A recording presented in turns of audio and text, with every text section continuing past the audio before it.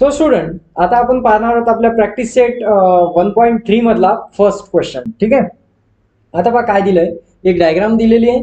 या डायग्रामला तुम्ही बघू शकता, यामध्ये दोन अँगल्स दिलेले, एक 75 डिग्रीचे. ठीक आहे, दोन अँगल आहेत, दोन ट्रायंगल दिसत आहेत आपल्याला.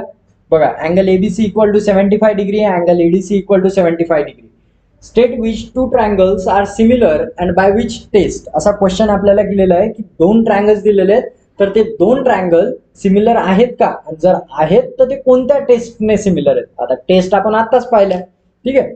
Also write the similarity of these two triangles by a proper 1-to-1 correspondence. म्हणजे आपल्याला सर्वात शेवटी हे लिहायचं सुद्धा आहे की दोन ट्रायंगल सिमिलर आहेत. तर ते कसे दाखवायचे आता बघितले. आता काय करू, स्टेप बाय स्टेप लिहून घेऊ.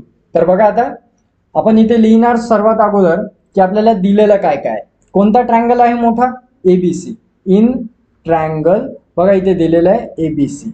आणि दुसरा ट्रायंगल कोणता आहे, अँड दुसरा ट्रायंगल आहे छोटा, हा ईडीसी म्हणू शकतो आपण त्याला, ट्रायंगल ईडीसी. बघा, या दोन ट्रायंगल बद्दल बोलत आहे आपण आणि दोन ट्रायंगल सिमिलर दाखवायचे म्हणून पहिले असं लिहून घ्यायचं. त्यानंतर या दोन ट्रायंगलच्या आत काय दिलेलं आहे, angle ABC. Angle ABC equal to किती दिलाय, 75 डिग्री. हे काय गिवन आहे. त्यानंतर अजून काय, अँगल ईडीसी दिलाय, अँगल ईडीसी इक्वल टू 75. हे सुद्धा गिवन आहे. हे आपल्याला दिलेलं आहे म्हणून आपण हे लिहून घेतलं. पहिले सर्वात अगोदर जेव्हा असे क्वेश्चन्स असतात जॉमेट्रीचे, तर त्यामध्ये काय करावं लागते, गिवन काय तेच लिहून घ्यावं लागतं. त्यानंतर काय प्रूव्ह करायचं ते, आणि सर्वात शेवटी प्रूफ कसं करायचं ते. तर आता बघा, सर्व काही इथेच दिलेलं असते, फक्त केअरफुली करायचं. आता दोन क्वेश्चन दिले आपल्या, हे दोन लिहिले आपण स्टेटमेंट. त्यानंतर आपण काय सांगू शकतो बघा, या दोन्हीला जर बघितलं तर इथे काय म्हणतो, अँगल एबीसी आणि अँगल ईडीसी हे दोन्ही पण इक्वल आहेत, म्हणून आपण म्हणू शकतो बोथ आर कॉन्ग्रुएंट. बरोबर आहे, दोन्हीची व्हॅल्यू सेम आहे, दोन्ही 75 आहे, म्हणून बोथ आर कॉन्ग्रुएंट. याला म्हणू इक्वेशन नंबर 1. ठीक आहे. त्यानंतर आपण काय म्हणू शकतो, अजून काय दिसते बघा, या डायग्राम मध्ये तुम्ही काय सांगू शकता की दोघांमध्ये काय कॉमन गोष्ट आहे. बघा, थोडं ऑब्झर्व करा डायग्रामला. डायग्राम एबीसी दिलेले ट्रायंगल, दुसरा आहे ईडीसी. दोघांमध्ये कॉमन काय, राईट, कॉमन काय, अँगल सी. याच्यामध्ये बघा, मोठ्या ट्रायंगल मध्ये सुद्धा अँगल सी आलाय आणि छोट्या ट्रायंगल मध्ये सुद्धा अँगल सी आलाय. म्हणजे अँगल सी काय दोघांमध्ये कॉमन आहे, म्हणून मोठ्या अँगलचा अँगल सी कॉन्ग्रुएंट टू छोट्या अँगलचा अँगल सी. म्हणजे बोथ काय आहेत, इथे आपण रिझन लिहू शकतो, कॉमन अँगल. आलं लक्षात, दोघांमध्ये कॉमन आहे अँगल सी.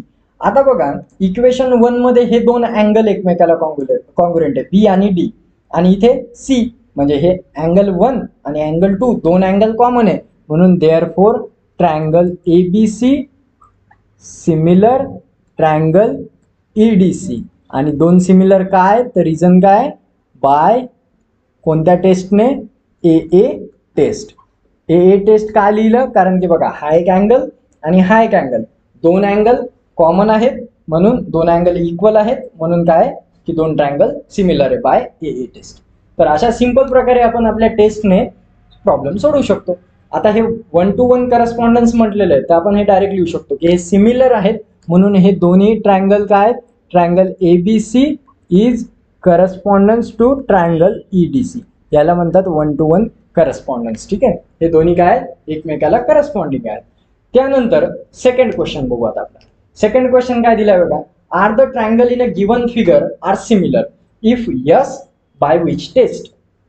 दोन ट्रायंगल दिलेत, दोन ट्रायंगल मध्ये विचारलेलं आहे की दोन ट्रायंगल सिमिलर आहेत का, आणि जर आहेत तर कोणत्या टेस्टने आहेत. तर बघा, आता सर्वात अगोदर इथे गिवन लिहून घेऊ आपण. गिवन काय काय दिलंय बघा, गिवन दिलेलं आहे आपल्याला, साईड दिलेल्या आहेत बघा, पी क्यू साईड. आता ही लिहून घेऊ, पी क्यू ची व्हॅल्यू किती दिलेली आहे, 6. त्यानंतर क्यू आर ची व्हॅल्यू दिलेली आहे 8. त्यानंतर पी आर ची व्हॅल्यू दिलेली आहे 10, ती लिहून घेतली. त्यानंतर आता या ट्रायंगल मध्ये बघा, एल एम ची व्हॅल्यू आहे 3. त्यानंतर एम एन ची व्हॅल्यू आहे 4, आणि त्यानंतर एल एन ची व्हॅल्यू आहे 5. तर अशा प्रकारे आपल्याला ह्या व्हॅल्यूज दिलेल्या आहेत. आता यावरून आपण कसं सांगणार, तर आपल्याला एक माहिती आहे, दोन ट्रायंगल जर सिमिलर असतील तर दोघांच्या साईड सुद्धा काय असणार, इक्वल असतील. मग आता सर्वात अगोदर आपल्याला साईड्सच्या व्हॅल्यू दिलेल्या आहेत, म्हणून आपण काय करू, साईड्स चेक करू इक्वल आहेत का. बघा पी क्यू आणि एल एम, देअरफॉर इथे लिहून घेऊ इन ट्रायंगल, ट्रायंगलचे नाव लिहून घेऊ पी क्यू आर अँड कोणता ट्रायंगल आहे, एल एम एन. सर्वात अगोदर हे लिहावं लागेल कारण आपण कशामध्ये काय करतोय हे इम्पॉर्टंट आहे. सो पी क्यू आर आणि एल एम एन मध्ये साईड कोणती आहे, पी क्यू.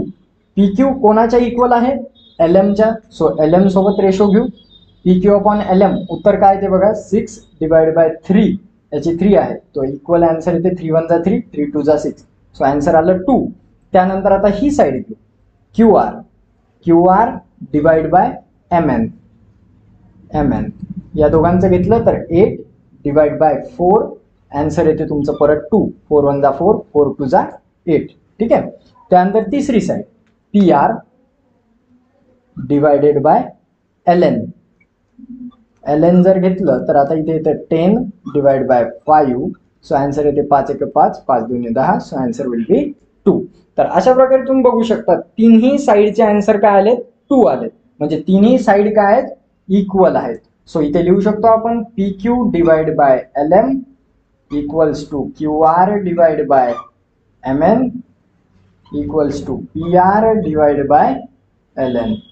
आणि हे सर्व काय आहेत, 2 आहेत. Therefore triangle P Q R is similar to triangle कोणता, एल एम एन. आणि आपल्याला क्वेश्चन नुसार विचारले होते का सिमिलर आहेत, तर बाय कोणत्या test, S S S taste.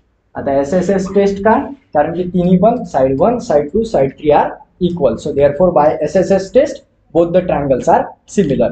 तर अशा प्रकारे आपण हा प्रॉब्लेम सोडवू शकतो. बघा प्रॉब्लेम 1 आणि 2 दोन्ही आपण सोडवलेले आहेत. आता बघू थर्ड प्रॉब्लेम.